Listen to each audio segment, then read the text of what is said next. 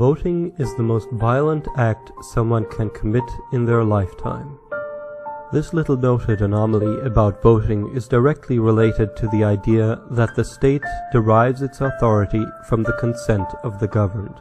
The aura of legitimacy surrounding the actions of the state is enhanced by the perceived role of voting as an expression of the so-called will of the people. Whether non-threatening or violent, the authority for each and every one of the actions of the state is presumed to flow from the consent of the people through the process of voting. School children are taught this from a very early age. The idea that the state derives its powers from the consent of the people sounds romantic. Few people, however, are aware that, by definition, the state's power is for the specific purpose of engaging in acts of violence. After all, no person or organization requires a grant of power in order to act peacefully. This is no secret among scholars, and the following definition of the state, provided by sociologist Max Weber, is considered one of the most authoritative. A state is a human institution that claims the monopoly of the legitimate use of physical force within a given territory. The state is considered the sole source of the right to use violence. Through the legitimizing impact of voting on the state's exercise of power, voters become intimately involved in the use of that power. This means that non-voters tend to delegitimize the state and its claim to be exercising power as an expression of the will of the people.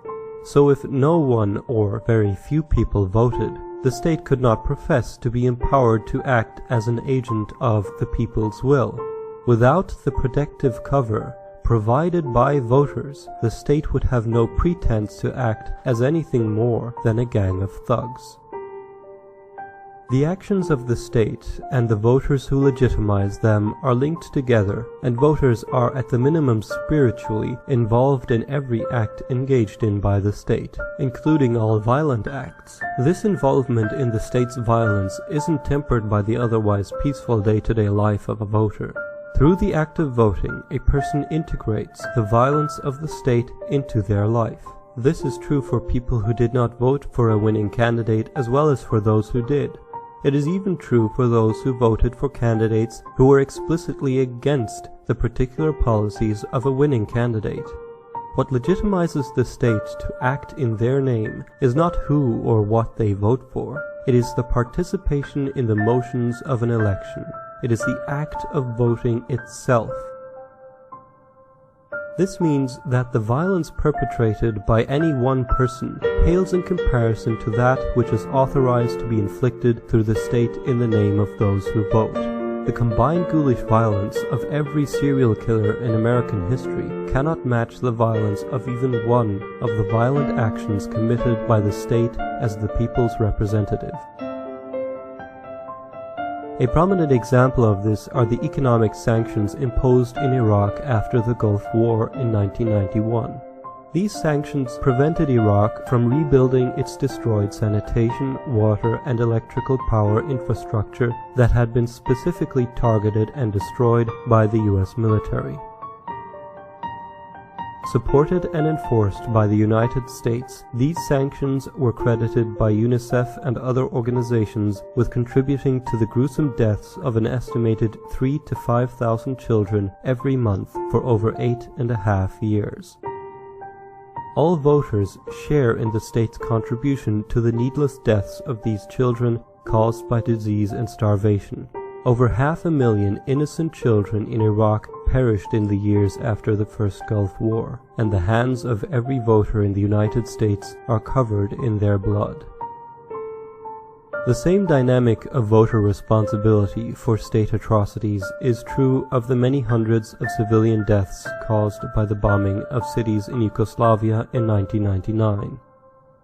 This was a small-scale recreation of the atomic bombing of the non-military cities of Hiroshima and Nagasaki.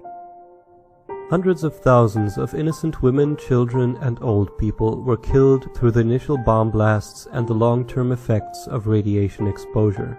Those bombings had been preceded by the US military's killing of many hundreds of thousands of civilians during the fire bombings of Tokyo, Hamburg, Dresden, and Berlin.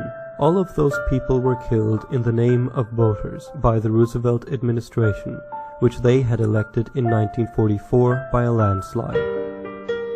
Voting, like a long-range missile fired at an unseen target many miles away, is a clean method of participating in the most horrific violence imaginable. So declining to vote does much more than cause a statistical entry on the non-voting side of a ledger. It is a positive way for a person to reduce their moral responsibility for acts of violence engaged in by the state, acts which they would never engage in personally, and that they do not want to be committed in their name as voters. Non-voting is a public expression of the depth of respect a person has for the sanctity of life, and that violence can only be justified in self-defense. The daily interactions between most people is notable for the level of peaceful cooperation that normally prevails. The vast majority of people strive to better their lives by working together with other people in the pursuit of their common goals. This community spirit of non-violent cooperation is supported by non-voting, and it stands in sharp contrast to the societal violence endorsed through the ritual of voting.